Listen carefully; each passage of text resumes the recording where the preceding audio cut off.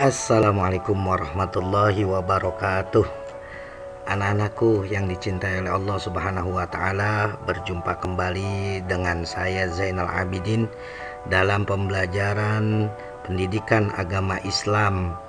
Anak-anakku yang dicintai oleh Allah Subhanahu wa taala, pada kali ini pertemuan kita akan mempelajari tentang mengenal Allah Subhanahu wa taala. Ada sebuah istilah, tak kenal maka tak sayang maka tak cinta. Begitu pula anak-anakku sekalian, bagaimana kita bisa mencintai Allah Subhanahu wa taala sementara kita tidak mengenalnya.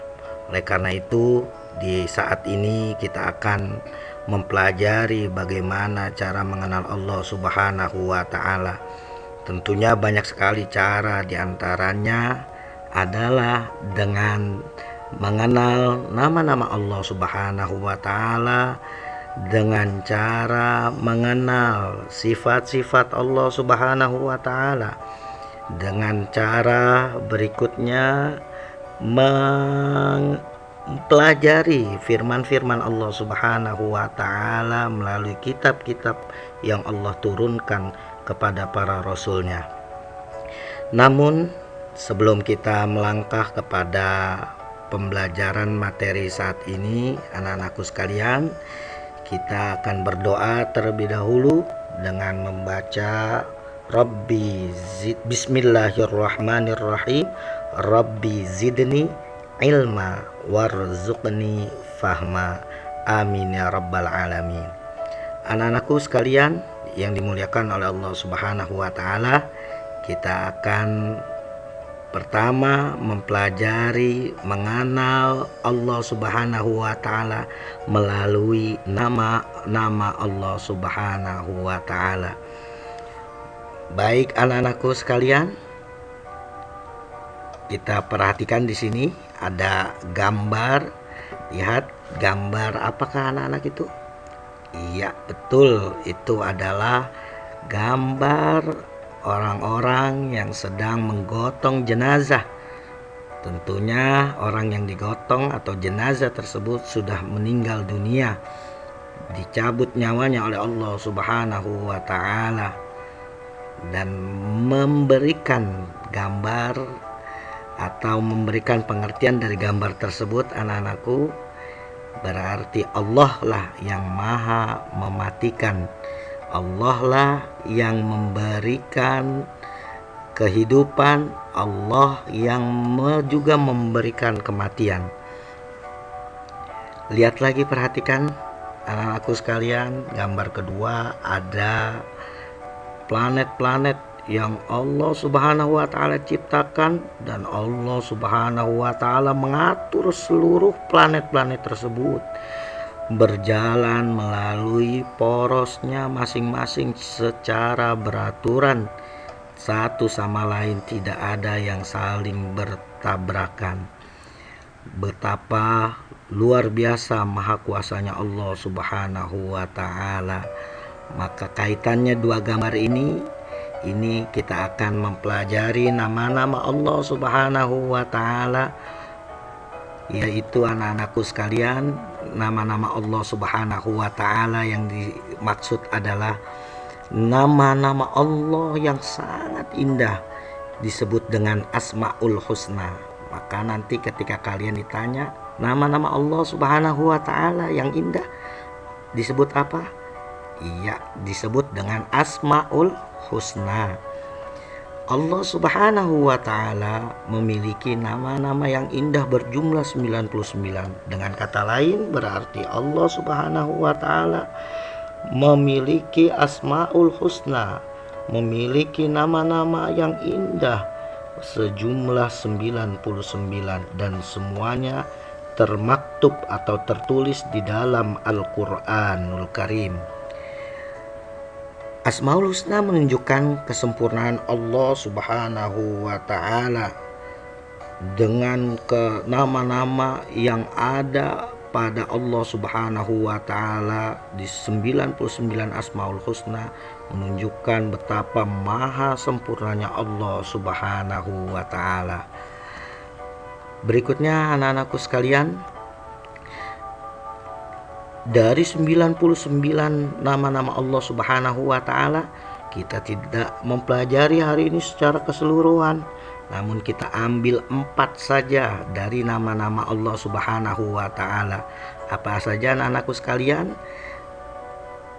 Baik, sebelumnya di sini sebelum disebutkan 4 Asmaul Husna, ternyata kita dianjurkan oleh Allah Subhanahu wa taala menggunakan Asmaul Husna atau nama-nama Allah yang sangat indah untuk berzikir dan juga berdoa kepada Allah Subhanahu wa taala. Di dalam ayat sucinya Allah Subhanahu wa taala berfirman, "Walillahil asmaul husna fad'uhu biha." Dan Allah memiliki Asmaul Husna, nama-nama yang indah atau nama-nama yang baik. Maka kata Allah, fad'uhu biha, maka bermohonlah kepadanya dengan melalui atau menggunakan Asmaul Husna. Ini keterangan di dalam surat Al-A'raf ayat 180. Berikutnya anak-anakku sekalian, dari tadi saya sudah katakan bahwa nama-nama Allah yang kita akan pelajari saat ini pada pertemuan ini yaitu ada 4. Yang pertama adalah Al-Mumit, berikutnya adalah Al-Hayyu, berikutnya adalah Al-Qayyum, dan terakhir di pertemuan ini kita akan mempelajari nama Allah Al-Ahad. Anak-anakku yang dimuliakan oleh Allah Subhanahu wa taala, yang pertama adalah Al-Mumit. Apa artinya anak-anak Al-Mumit?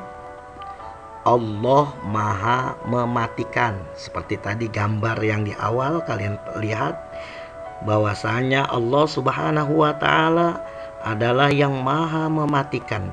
Saya ulangi anak-anakku sekalian, apa arti Al-Mumit? Al-Mumit artinya adalah mematikan. Allah Maha mematikan. Maksudnya apa anak-anakku sekalian? Dari Allah memiliki nama Al-Mumit, seluruh makhluk Allah Subhanahu wa taala yang bernyawa akan mengalami kematian. Di sini diterangkan di dalam firman Allah, A'udzubillahi minasyaitonirrajim, kullu nafsin dha'iqatul maut. Setiap yang bernyawa akan mengalami kematian. Tsumma ilaina turja'un, kemudian hanya kepada kami kalian kembali. Di dalam Quran surat Al-Ankabut ayat 57. Nah, maksud dari Al-Mumit ini anak-anakku sekalian, Allah yang mematikan seluruh makhluknya untuk kehidupan yang abadi. Maka tidak perlu dikhawatirkan kita mengalami kematian. Namun yang perlu dikhawatirkan adalah saat kematian tiba, kita belum siap untuk menghadap Allah Subhanahu wa taala dengan berlumuran dosa-dosa yang telah kita lakukan. Namun insya Allah kita semua dimatikan oleh Allah Subhanahu wa taala dalam keadaan husnul khatimah. Amin ya rabbal alamin.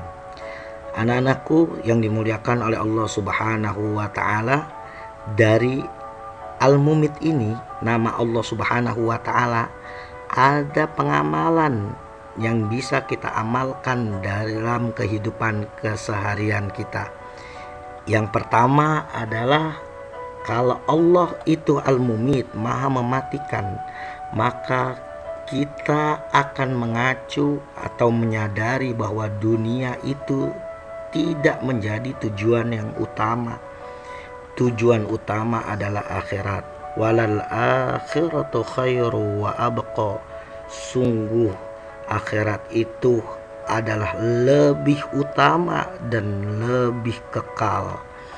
Maka orang yang mengetahui atau kita yang mengetahui nama Allah Al-Mumit, orientasi kita, utama kita dalam melaksanakan kehidupan bukan hanya kehidupan dunia, Tetapi yang kita prioritaskan, yang kita utamakan adalah kehidupan akhirat. Maka segala apapun perbuatan kita, kita niatkan untuk ibadah kepada Allah Subhanahu wa Ta'ala. Berikutnya anak-anakku sekalian, dari pengamalan kita mengetahui nama Allah Subhanahu wa Ta'ala Al-Mumit, yaitu menyegerakan berbuat baik atau amal soleh. Kematian kita tidak tahu kapan datangnya. Oleh karenanya, ketika kita ingin melakukan perbuatan baik, maka segerakan. Karena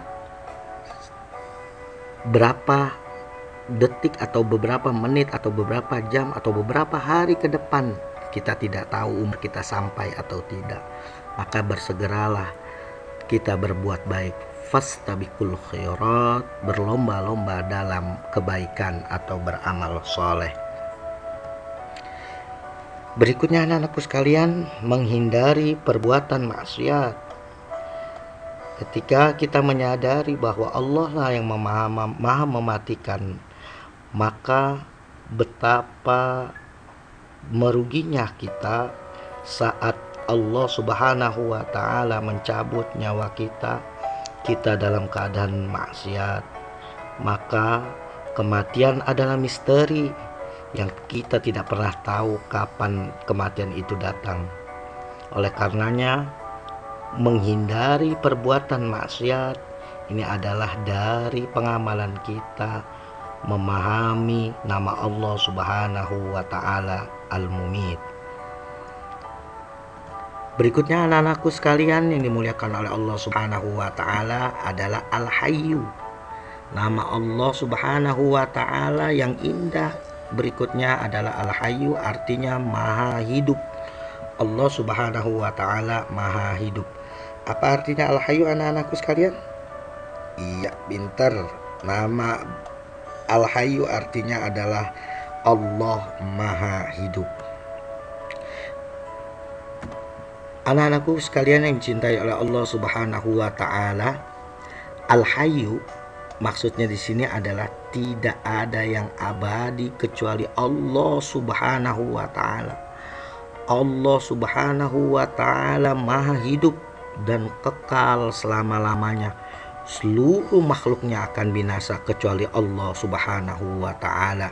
Di sini dijelaskan di dalam surat Al-Baqarah ayat 255,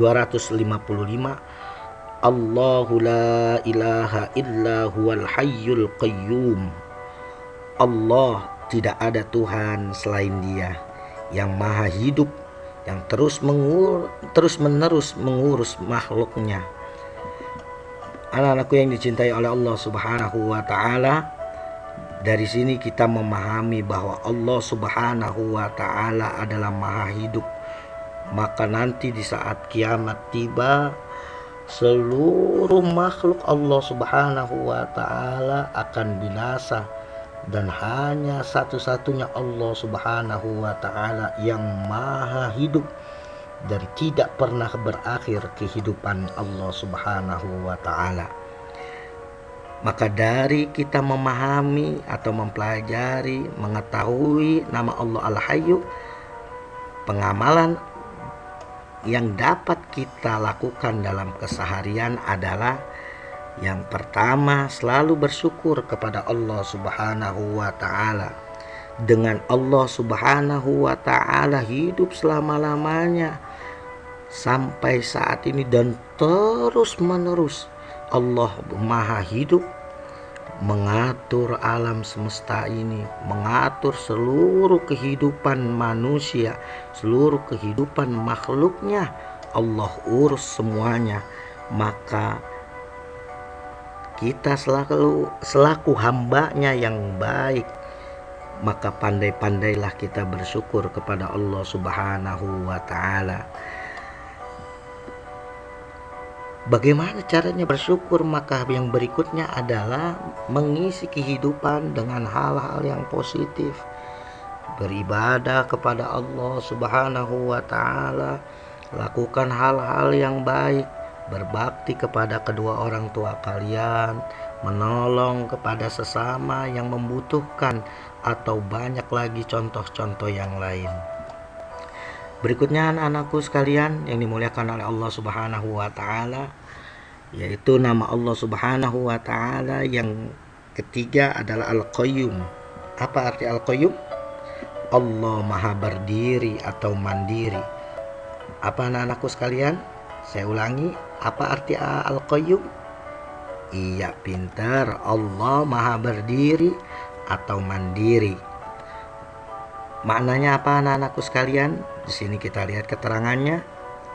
Al-Qayyum, Allah Subhanahu wa taala mengurus secara terus-menerus makhluknya tanpa membutuhkan bantuan makhluknya. Allah Subhanahu wa taala dapat melakukan apapun dengan sendiri tanpa minta atau membutuhkan bantuan makhluknya.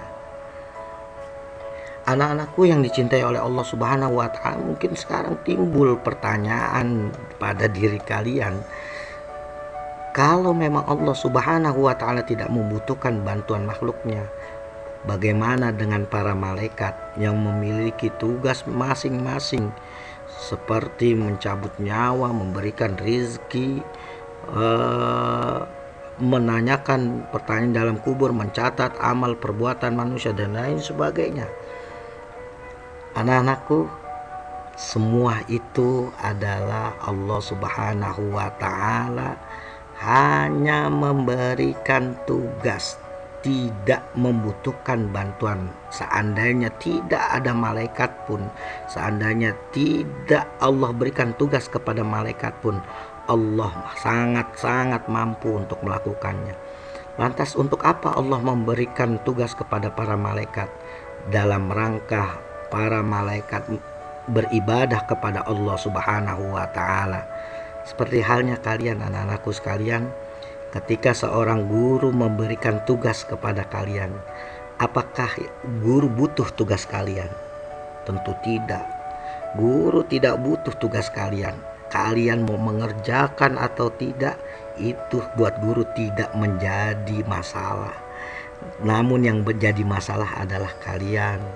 Kalian butuh kepada penilaian agar kalian bisa memahami pelajaran dengan baik. Sejauh mana kalian memahami, disitulah penilaian yang diberikan oleh guru. Begitu pula Allah Subhanahu wa taala ketika memberikan tugasnya kepada para malaikat, hanya semata-mata ingin mengetahui bahwa para malaikat itu adalah makhluk-makhluk Allah yang taat, yang sangat taat kepada Allah Subhanahu wa taala. La ya'sunallaha ma amarahum. Mereka para malaikat tidak pernah bermaksiat kepada Allah Subhanahu wa taala. Di sini ada keterangan sama seperti Al-Hayyu. Saya ambil kutip dari surat Al-Baqarah ayat 255. Allahu la ilaha illa huwal hayyul qayyum. Allah, tidak ada Tuhan selain Dia yang maha hidup, yang terus-menerus mengurus makhluknya. Berikutnya anak-anakku yang dicintai oleh Allah Subhanahu wa taala, dari kita mengetahui nama Allah Al-Qayyum, pengamalan dalam keseharian yang dapat kita lakukan adalah selalu melakukan segala sesuatu dengan mandiri. Ayo, apa itu mandiri? Melakukan segala sesuatu tanpa membutuhkan bantuan orang lain atau mengandalkan bantuan orang lain. Coba kalian pernah melakukan segala sesuatu atau melakukan sesuatu dengan kalian tanpa meminta bantuan kepada orang tua atau saudara kalian? Tentunya kalian pernah melakukan, ya.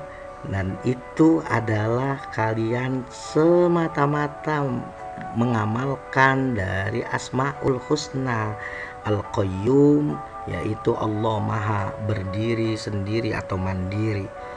Maka semenjak kalian mempelajari Al-Qayyum ini, kemandirian kamu lebih kalian tunjukkan. Ada tugas kalian lakukan sekemampuan kalian dengan tanpa bantuan orang tua, tanpa bantuan saudara-saudara kalian atau siapapun teman kalian, kalian lakukan sendiri. Itulah mandiri anak-anakku sekalian. Yang kedua, menumbuhkan rasa percaya diri. Ketika kalian mandiri, maka itu akan tertumbuh rasa percaya diri. Apa maksudnya percaya diri? Yakin atas kemampuan diri kalian sendiri. Maka kalau kalian percaya diri atau biasa kalian sebut dengan pede, kalian pede, maka kalian berarti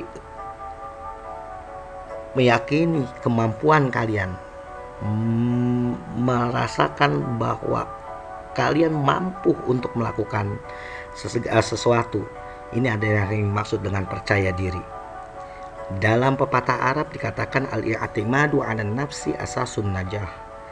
Percaya diri itu adalah kunci kesuksesan. Maka kalian bila ingin sukses, terapkan dalam kehidupan kalian untuk percaya diri.